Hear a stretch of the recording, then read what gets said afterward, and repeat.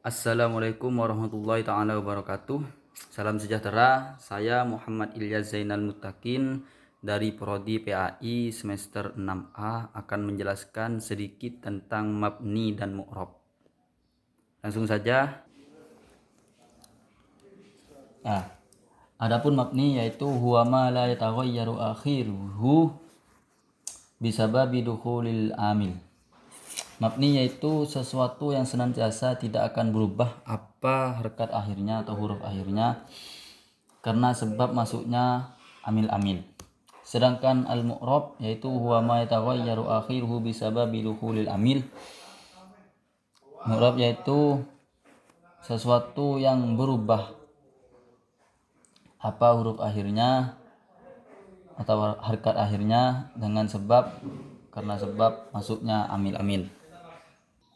Baik, adapun mabni yang berupa isim yang pertama yaitu isim domir seperti contoh huwa, anta, ana dan lain-lainnya.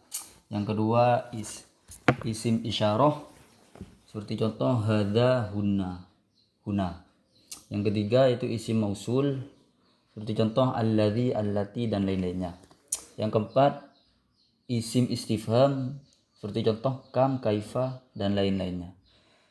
Yang kelima isim syarat seperti contoh man, mata dan lain-lainnya. Yang keenam isim fi'il seperti contoh soh, awah dan lain-lainnya. Sedangkan bentuk mabni yang berupa fi'il, yang pertama fi'il madhi yang mabni fathah seperti contoh fatahah atau nasoroh. Yang mabni sukun seperti fatahtu, nasortu karena bersambung dengan dhamir mutaharrik. Yang mabni dhammah seperti fatahu atau nasoru karena bersambung dengan dhamir jamak. Yang kedua fi'il mudhari yang mabni sukun yaitu yarji'na seperti contoh yarji'na. Sedangkan yang mabni fathah seperti contoh lakumanna. Yang ketiga fi'il amr yang mabni sukun seperti iftah, unsur atau irji. Yang mabni membuang huruf nun seperti contoh iftahu, sedangkan yang mabni membuang huruf illat seperti irmi atau ada'um. Dan yang terakhir fi'il amr yang mabni fathah seperti contoh iftahanna, seperti itu. Baik, sedangkan mabni yang berupa huruf yaitu mabni sukun seperti contoh min, mun dan lain-lainnya. Sedangkan yang mabni fathah seperti contoh rubba. Sedangkan yang mabni dhammah seperti contoh menduh dan lain-lainnya. Baik, kita lanjut yang mu'rab ya. Adapun yang mu'rab yang berupa fi'il itu hanya fi'il yang mu'rab yaitu hanya fi'il mudhari. Seperti ini yang sahih wal akhir yang suruh.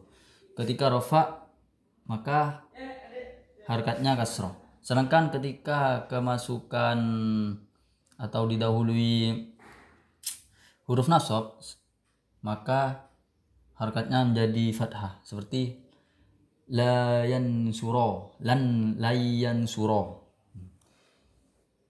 Yang kedua yaitu mutalahir seperti nad'u atau tarmi.